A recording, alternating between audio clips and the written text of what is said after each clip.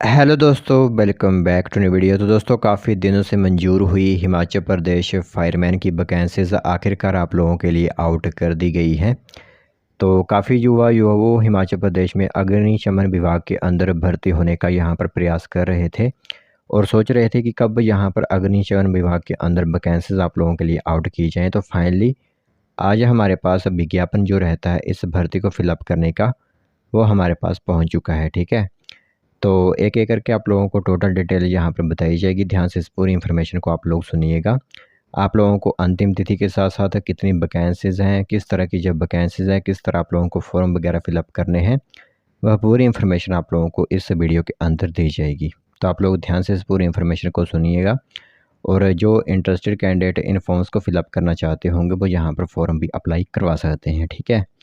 तो चलिए फिर बिना वजह की जो इन्फॉर्मेशन है आज हमारे पास इस फायरमैन वैकेंसी से रिलेटेड, वो हम आप लोगों को बताते हैं।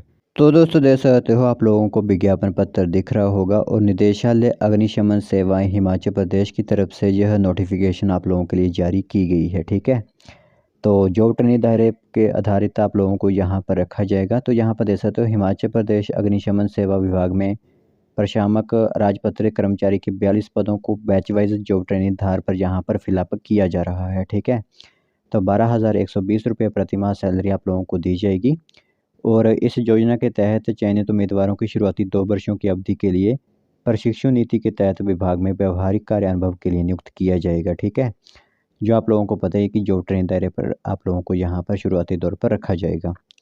तो जो इच्छुक उम्मीदवार हैं वो मुख्य अग्निशमन अधिकारी हिमाचल प्रदेश वारनेस कोट शिमला 2 के कार्यालय में दिनांक 10 सितंबर 2026 शाम 5 बजे तक अपने सभी फॉर्म्स जो रहते हैं इम्पोर्टेंट, वो वहाँ पर जो है वो पहुँचा सकते हैं। ठीक है, तो 10 सितंबर 2026 के बाद किसी का भी यहाँ पर जो फॉर्म है वो स्वीकार यहाँ पर नहीं किया जाएगा। ठीक है, तो 21 सितंबर 2026 से प्रारंभ यहाँ पर जो है वो आप लोगों की चयन प्रक्रिया कर दी जाएगी। ठीक है, तो 21 सितंबर 2026 को प्रातः 10 बजे आप लोगों को प्रमाण पत्रों सहित जो है वो एक अनुप्रमाणित सहित यहाँ पर उपस्थित यहाँ पर होना होगा। ठीक है, तो सबसे पहले सामान्य वर्ग में 24 वैकेंसीज इन्होंने निकाली हैं, जिसमें 15 वैकेंसीज सामान्य श्रेणी ईडब्ल्यूएस की 5 पद, स्वतंत्र सेनानी आश्रितों के लिए 1 पद यहाँ पर रहेगा और भूतपूर्व यानी कि एक्स सर्विसमैन के लिए 3 पद यहाँ पर रखे गए हैं।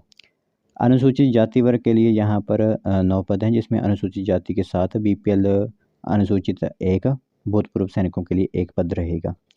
अनुसूचित जनजाति के लिए 2 पद यहाँ पर रहेंगे, अनुसूचित जनजाति 1 पद, भूतपूर्व सैनिकों के लिए 1 पद।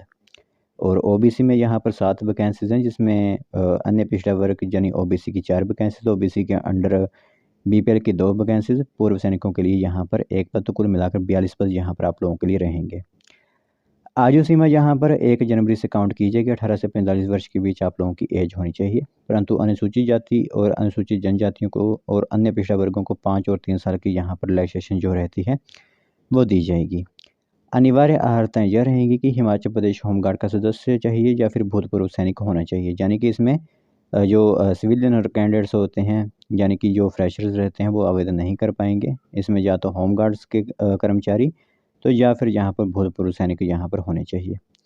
किसी मान्यता प्राप्त शिक्षा बोर्ड से कम +2 पास आप लोग होने चाहिए। ठीक है, तो हिमाचल प्रदेश होमगार्ड का बुनियादी प्रशिक्षण कोर्स और हिमाचल प्रदेश अग्निशमन सेवा विभाग द्वारा संचालित जो एलिमेंट्री फायर कोर्स होता है वो आप लोगों का उत्तीर्ण हुआ होना चाहिए। ठीक है, तो यह इन्फॉर्मेशन आप लोगों के लिए।